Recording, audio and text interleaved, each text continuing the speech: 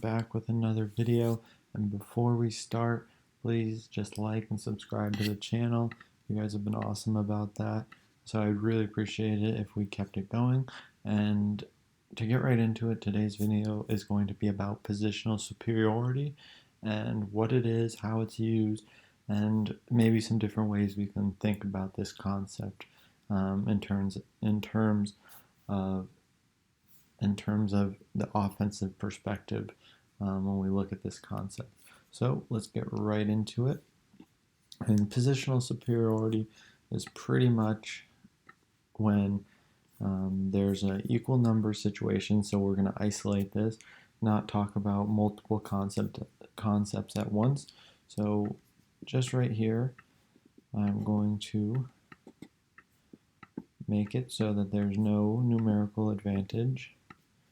So right now, no numerical advantage, and I'm going to highlight the players in question. And before we start, positional superiority is just when you're positioning, meaning where you're standing or how you're positioned. Where you're positioned or how you're positioned gives you an advantage to progress the ball over your opponent. So this can, just by the definition, it is a little bit broad, and there are different ways we can use it. So pretty much just in the first line, the active players in the first line that we're talking about, just the players I've highlighted in yellow. So there's no outright numerical advantage when looking at the players actively involved in the play, meaning the players in the first line, or maybe we can even go as far as saying the mutual help space. There's no numerical advantage. The players aren't moving really. So now we'll have to look at the player's hips. Their hips will be open. The player is in line with his defender. He can even be a little higher than his defender. So he has, I'll show you how he gains positional superiority. So now the key is that the pass, he can maybe even be deeper too than the opponent, but we'll see the action and how his positioning will allow him, and then how his positioning elicits a positive progressive reception, which is when the superiority is really actively being taken advantage of. So we'll put the player's hips here as well. He's facing the ball. This player has flat hips to receive a diagonal pass. So when the diagonal pass comes in, the player receiving the ball can then receive the ball on the back foot and break the line of pressure created by the defense with his first touch. And now his positioning, he was able to break the pressure from the defense based on his positioning of his hips, receiving on the back foot, and his general positioning in line or slightly deeper. But in a perfect scenario, the player would be positioned slightly higher, so that would give him more room, so the action of his first touch wouldn't have to be perfect, but he would still have to do it well. So if this player was positioned higher, he would have a more distinct positional superiority, because if the ball was able to be played into his back foot and he's already in a progressive position to break the first line, his reception on the back foot would then just be easier for him to go and break the line. Whereas if he's in line, still very good positioning, he can still break the line. And then if he's deeper, then it becomes harder because the defender can see both the ball and the man, so it makes it easier for them to defend.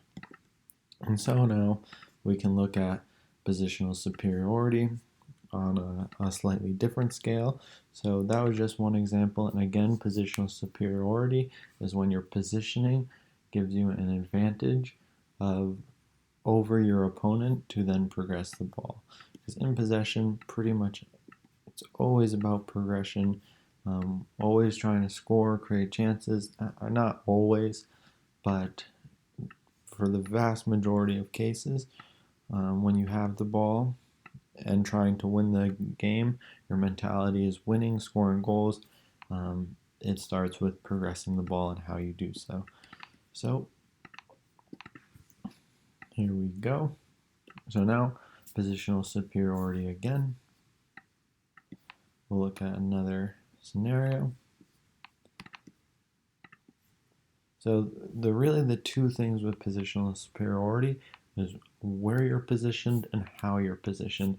And I like to think of where you're positioned in relation to the field, the space you're in, and the opponent, your teammate, and the ball. Pretty much the 4 reference points gives you where. And then how you're positioned is the little micro movements or micro positioning bits that will just make things easier or harder on yourself. So, for example, the ball is with the center back, and now we become pressed again. I'm trying to give a different scenario, so let's go with a double pivot to change up the passing angles, and we can go with a narrow front 3, maybe a Liverpool pressing example, or a Liverpool type pressing example. So we have we're playing against a 4-3-3. We have a double pivot. So now the first line of pressure there, we can say they're pressing the team.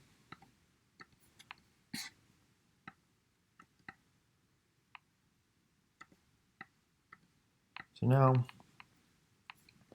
the player who we're going to look at and how to create positional superiority is the 6.